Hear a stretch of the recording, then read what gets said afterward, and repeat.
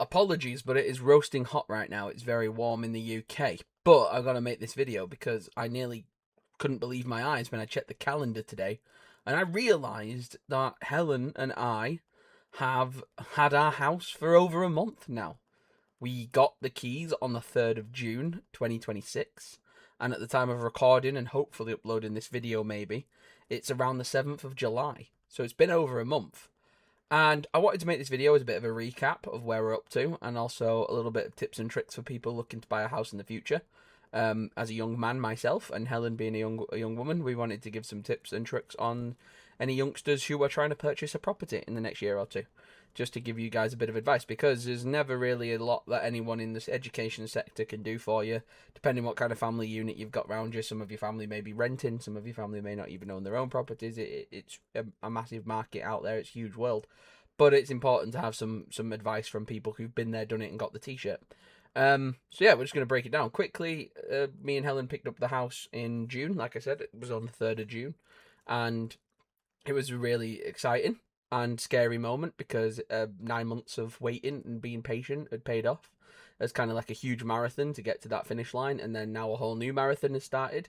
But this one's a lot more enjoyable. We're enjoying the process. We're taking the time. We're not rushing to accommodate needs or fuss people or, become overburdened by demands and stresses. We are just taking our time to enjoy the move process and settle in at our own pace. And that's the first piece of advice.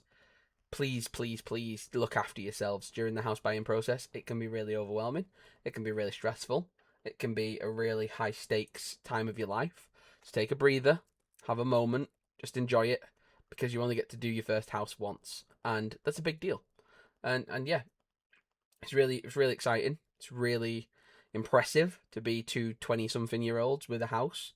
It's a lot of responsibility and it's a lot of teamwork, but I've got an incredible life partner who is guiding us and steering us in the right direction. And having that collaborative, it's hard for us because we're talking from the advice of two people buying a house together.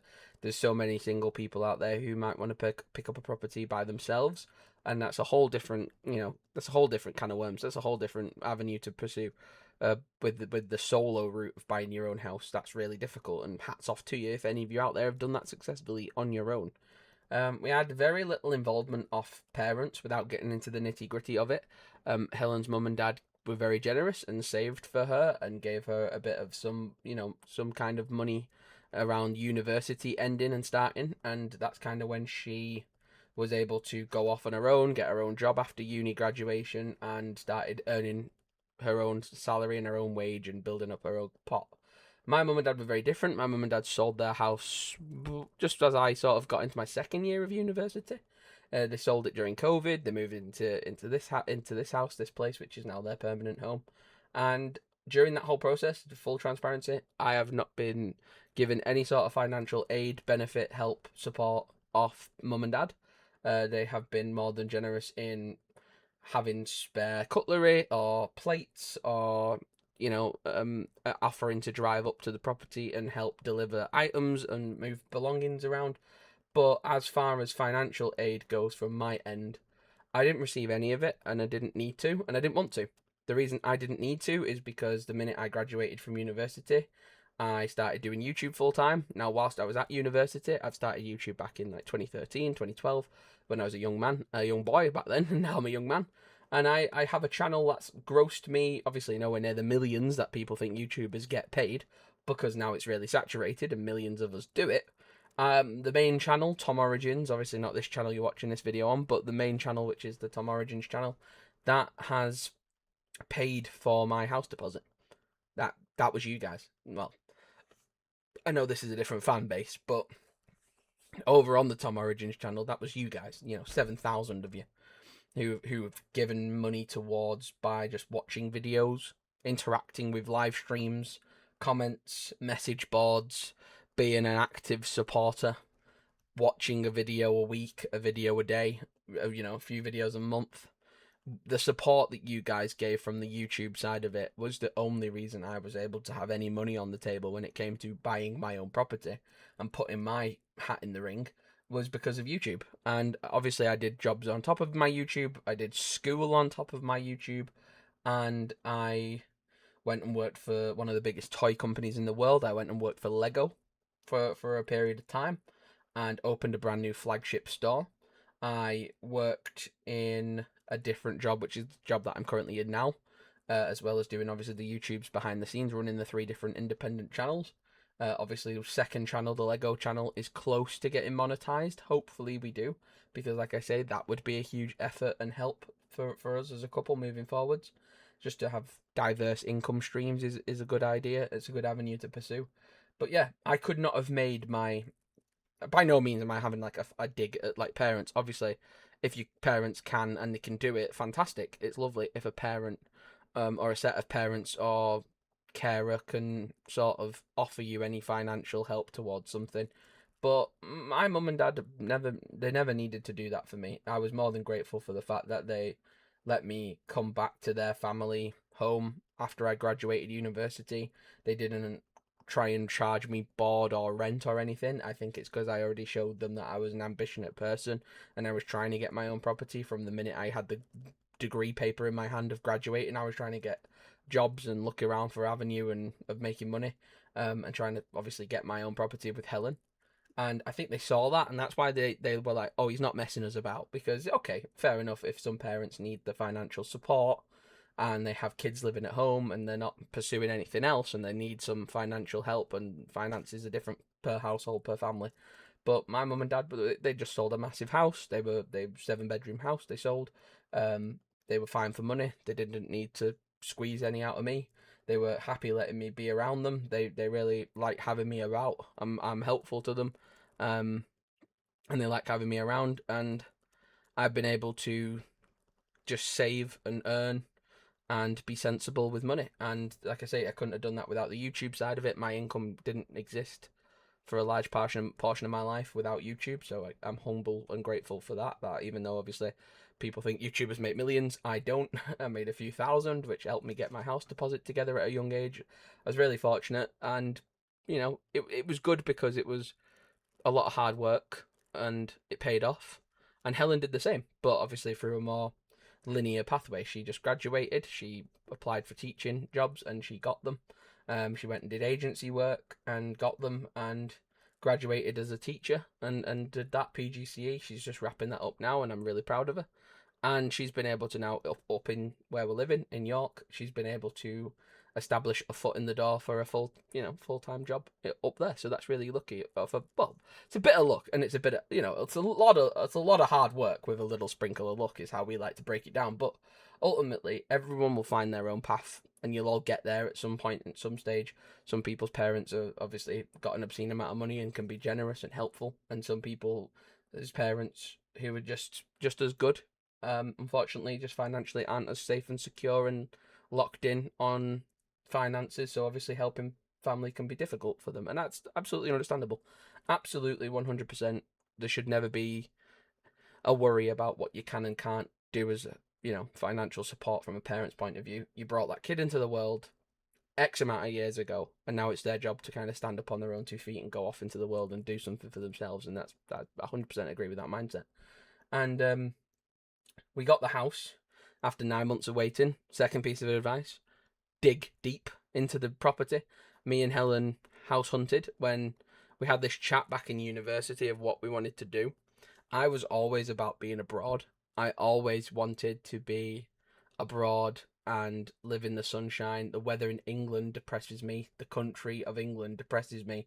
A lot of England's politics and policies depress me. But Helen is my person. She is the compass in our relationship. She guides us to where we need to be. And if she chose to stay in England, I'll back her. And if she's gonna steer the ship and captain the ship and take the helm on the journey that we're going on, I'm giving her the responsibility. I'm handing that over to her, because I can make any country work as long as she's there, and as long as she's happy where she is, I'm happy because I'm with her, and that's a really hard thing.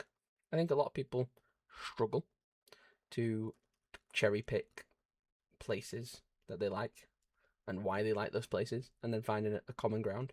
Especially when I've seen dynamics with people who are really polarizing and controversial and different.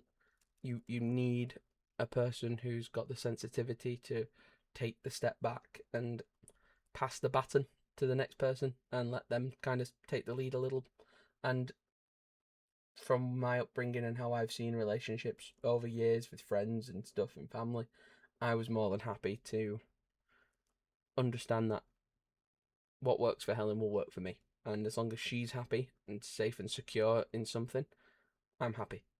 And it's not ideal. It's not like the dream, but it's a new dream and it's a new avenue and it's something to pursue. And I'm going through the process now, really grateful that she took charge and led us down this path. Because I wouldn't have picked York. I wouldn't have picked England. But if I had to pick England, it would be York. We travelled extensively, researched extensively, and there was nowhere that ticked the boxes for Helen and myself like York did.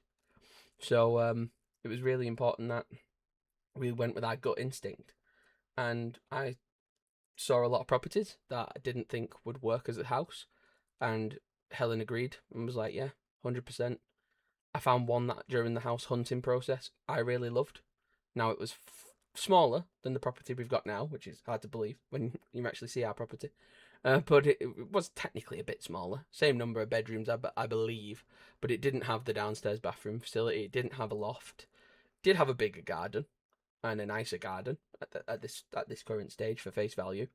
But the area was a little bit further away from things by 10-20 minutes further away from things, and it was a little bit more. How can I say it? I think the build quality was much nicer, and the fact that you could literally just walk into it tomorrow after purchase was a nice factor. But there was just too many things that you couldn't change.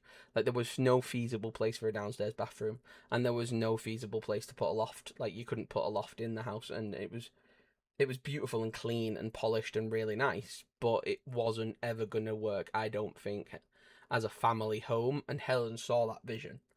And it's hard to not get into gender stereotypes, like, men could be happy in a cardboard box and under a bridge. As long as they've got decent Wi-Fi and they've got their family and their partner with them, they're happy. They're not really, we don't need much to be happy. We're quite simple creatures if you find the right ones. I know that's not the same for all men. I can't speak for all men, but I can speak for myself and the men that I get on with. We're quite simple creatures. We don't need much. But yeah, Helen definitely saw that property and was like, we can do better.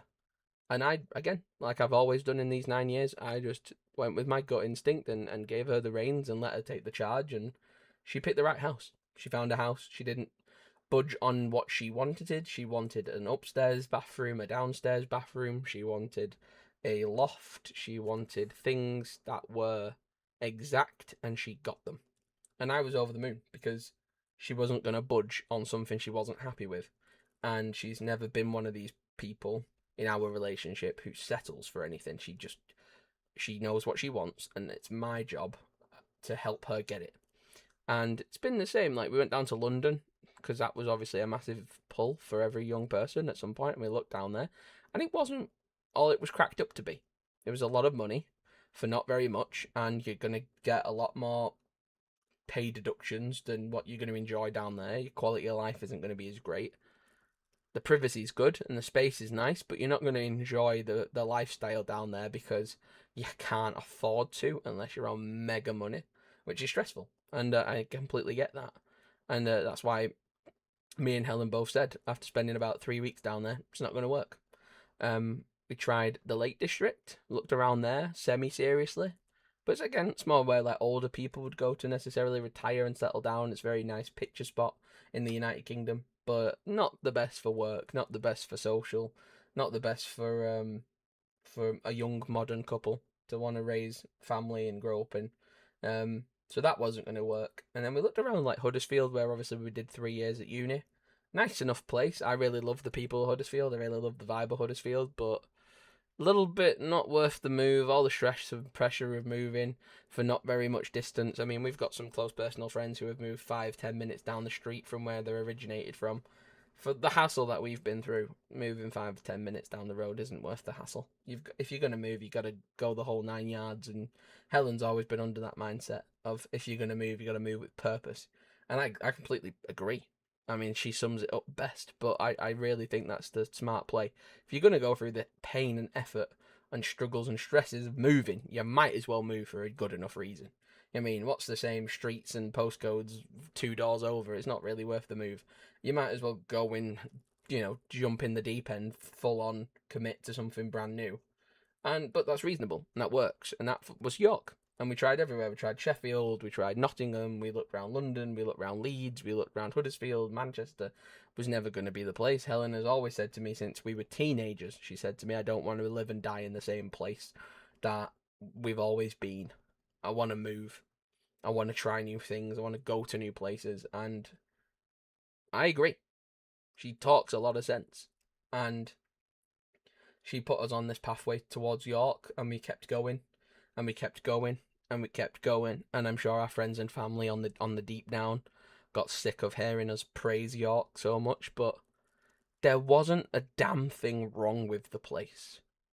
Like, I've gone to Manchester, a place where I've grown 25 years, and I've been there, and I've had great memories, and I've made great memories. I've been with friends, I've been with my best friend, I've been with family, I've had great memories.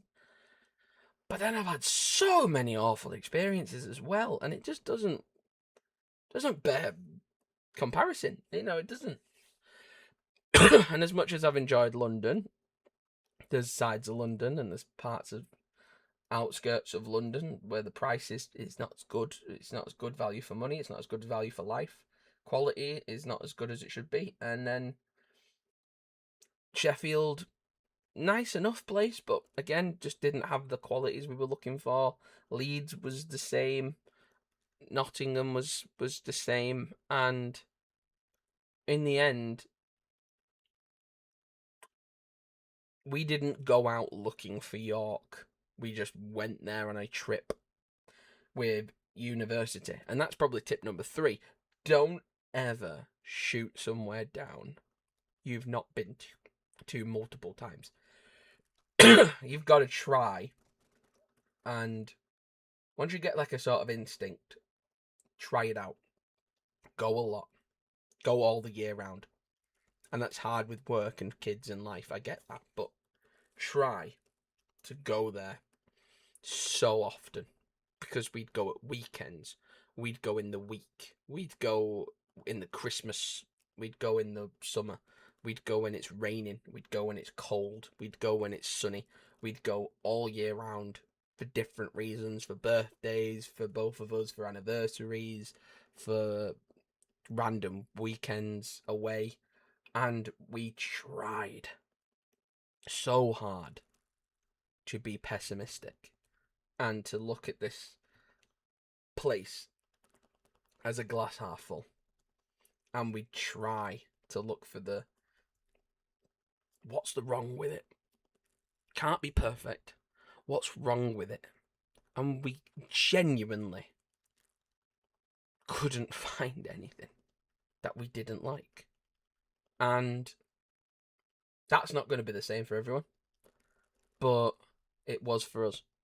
And we both, after going to York more times than we could count, sat down and said to each other, there's nothing wrong with it. Even for someone like me who didn't want to be in England, I was 100% set on 18, 19, 20, graduate uni, 21, 22, get some money, save it all up, get on that plane, bugger off to abroad, somewhere like Spain or America or somewhere like that, disappear, go around Europe, see what Europe's like. People are always telling me to go to Australia. I had so many friends and family go to Australia. Go check out places further afield. Canada has been a place we've always wanted to go and check out. I love Orlando. I'm just biased, but I love it. So biased, but I love it. And we wanted to check all these places out. We've been to a lot of different places. We've got a lot more places we'd like to visit on holidays. But I was wanting to live these places. I'm only going to be young once, and I want to have no restrictions to just go off and live abroad without worrying about moving my kids in and out of school and worrying about whatever's happening next week. And I never did it because the person I love the most in life guided me in a different direction, and I went with it, and I couldn't be more proud. It takes a lot of selflessness and a lot of, I don't know, just understanding to sit back and say, yeah, I 100% back what this other person is telling me to do, and to take her encouragement and her guidance and to listen.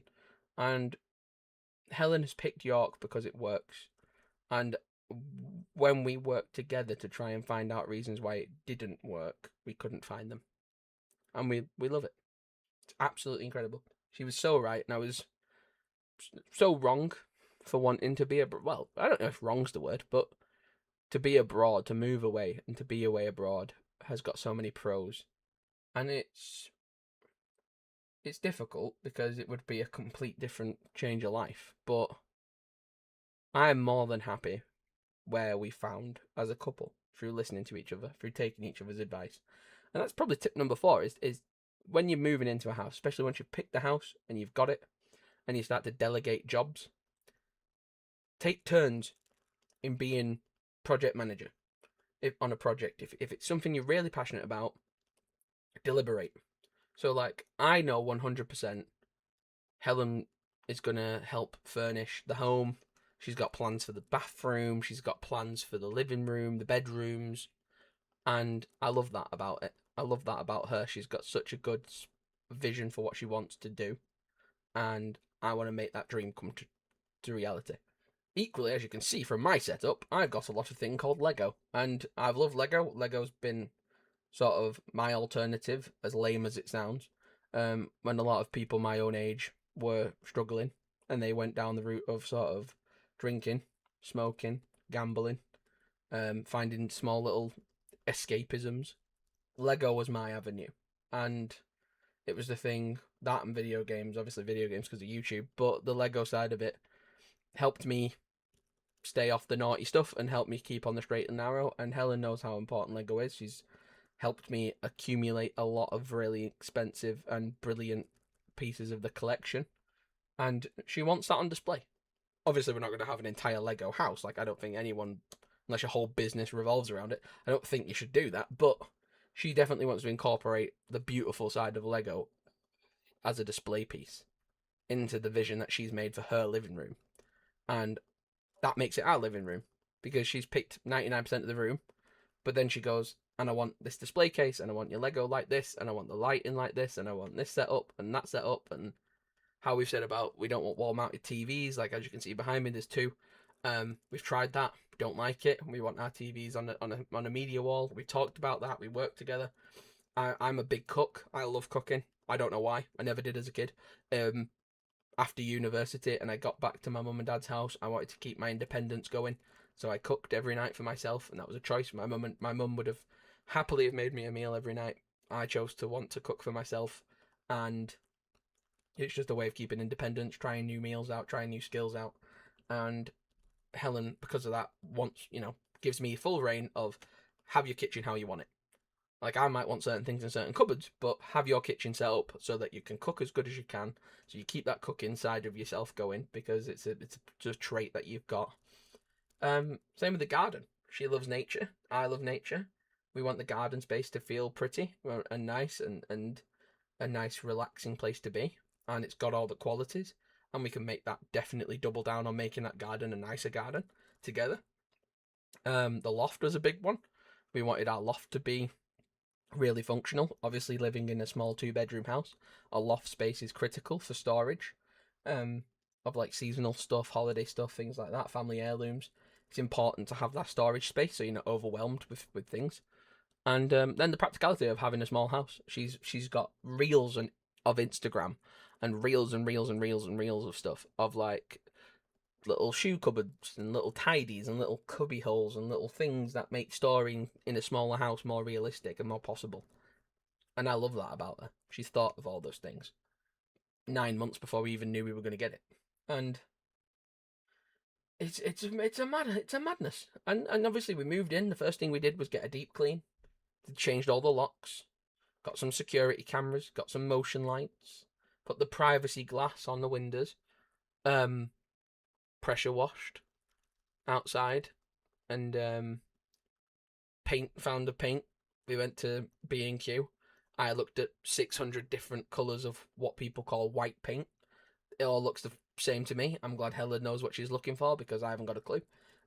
She picked a colour. We went round with little paint testers and we rolled them on the walls and we looked for what colours matched well. And she found the white that she liked, and it was, I think it's called rock salt. It was between rock salt and the cotton. I think we went for cotton, but it was rock salt versus cotton something, and we went for the cotton one, white cotton, I think it's called. And yeah, she had that vision and she had that path and she knew what to do with it. And I was like, yeah, 100%. And then equally, I was like, in the back garden, I would really like a log burner. And we went to B&Q, we saw a log burner that we liked the look of, and she was like, absolutely. When the time's right, we'll come and pick up that log burner. So it's like passing the baton to each other. You are, as soon as you are getting a house with a person, it's symbiosis. You're becoming one entity, essentially. It's two heads, one house. You've got to look after that house. And the best way of looking after that house is looking after each other.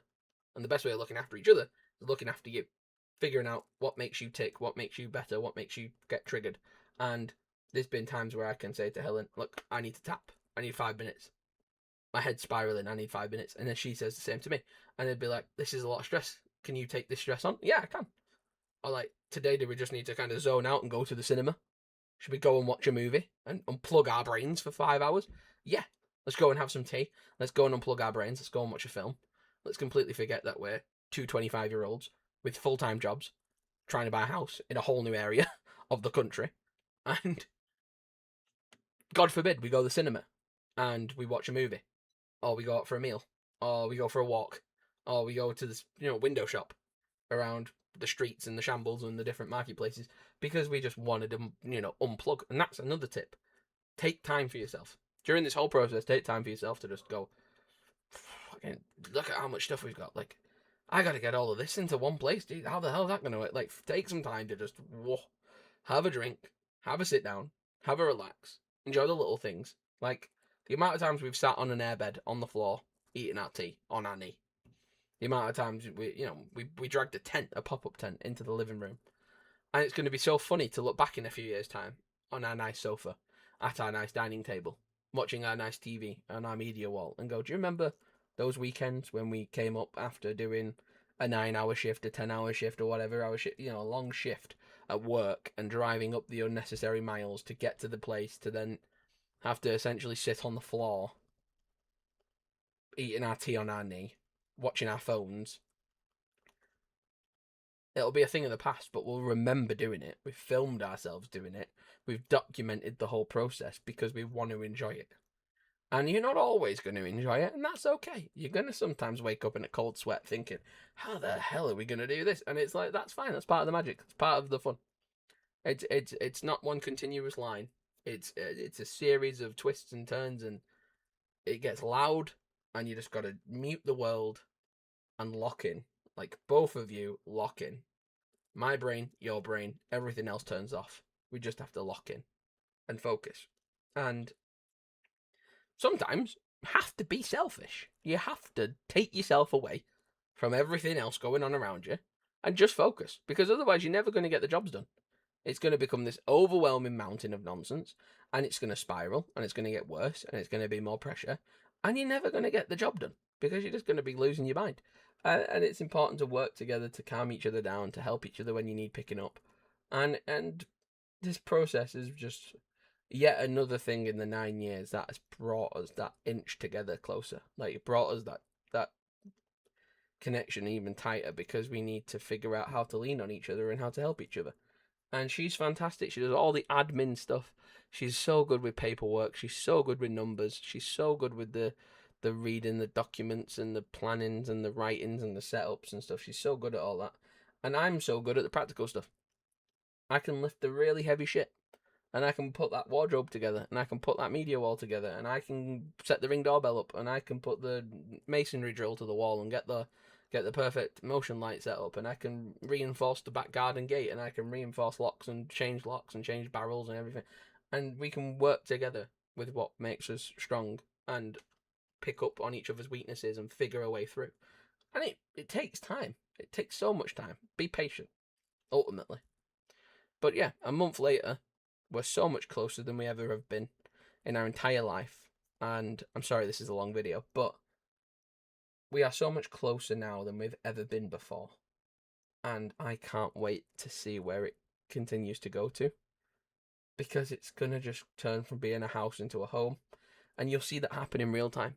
If you watch this series, if you watch these videos, I'm at this recording of this, I'm 10 days away from leaving my job and fully committing the move up there. I'm so excited.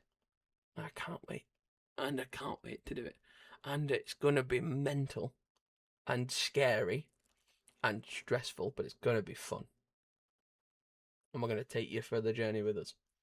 And then when Helen finishes, she's gonna do the same. She's gonna find the day in her calendar that suits her, and she's gonna come up and join me at our house, which is a mad sentence to say, because we've waited 9 years to have that sentence, and we can now say it.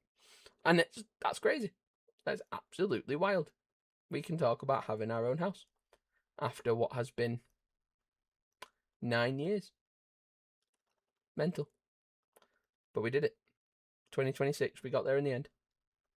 2 teenagers who met in high school, completely different social circles, completely different academic ability, completely different walks of life, just found each other one day, and it just clicked. It worked, and